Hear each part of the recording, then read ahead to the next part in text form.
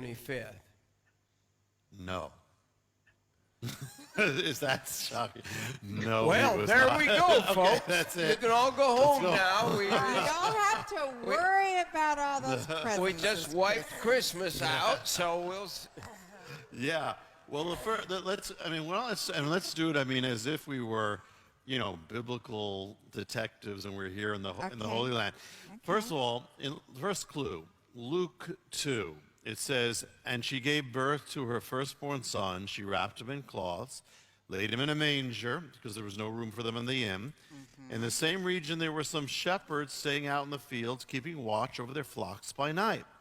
That alone is a clue right there. It is? Yeah, absolutely. Because people who argue December 25th seek to deal with this.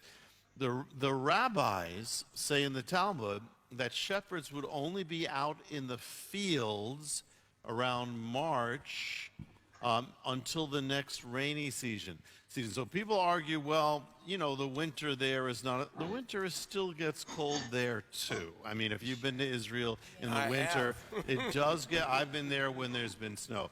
It's not just that they're out, they're not just keeping their sheep in the pens, they're out in the fields and at night, which is very strange. Why would they be out in the fields at night?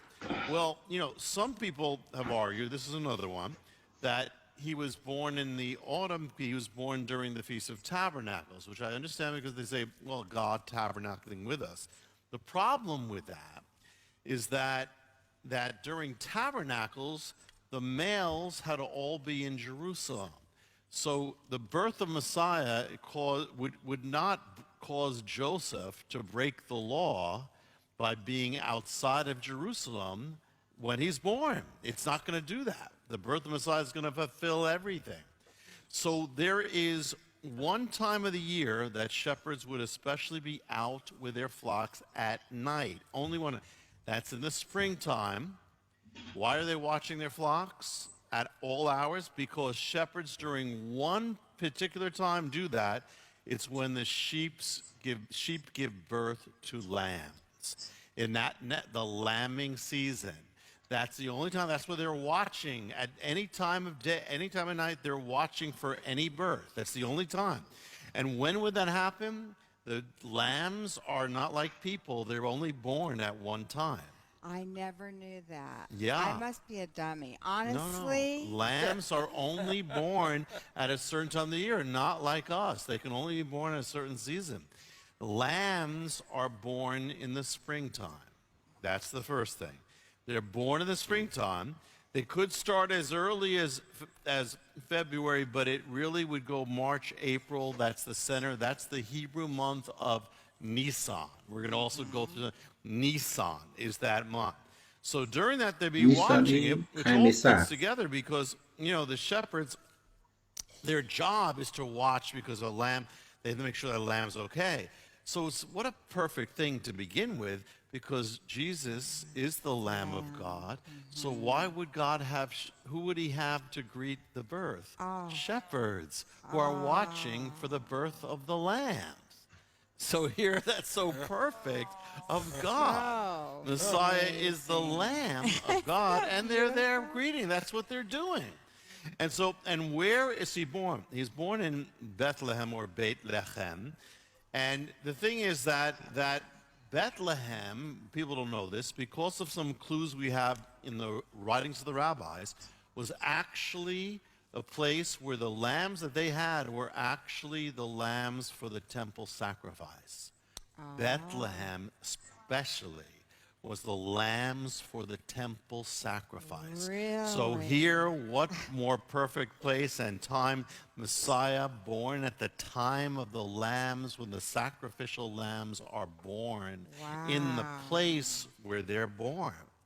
Now here's something else that is going to point to this period. There's a clue in Exodus 12 says, take a lamb, a male, 1 year old, it's the Passover lamb. And so now you can read that and miss something. The lamb that is the Passover lamb, and Jesus, Yeshua, is the Passover lamb, is is a year old at the time of Passover. So it means it had to be born a year before in the springtime to be a year old. So here Messiah, so the Passover lamb dies on Passover. Messiah is the Passover lamb. He dies on Passover. But it's also born at the time of Passover. That's Nisan, spring. So Messiah, if the Passover lamb is born at the same time when it dies. So that's the next clue.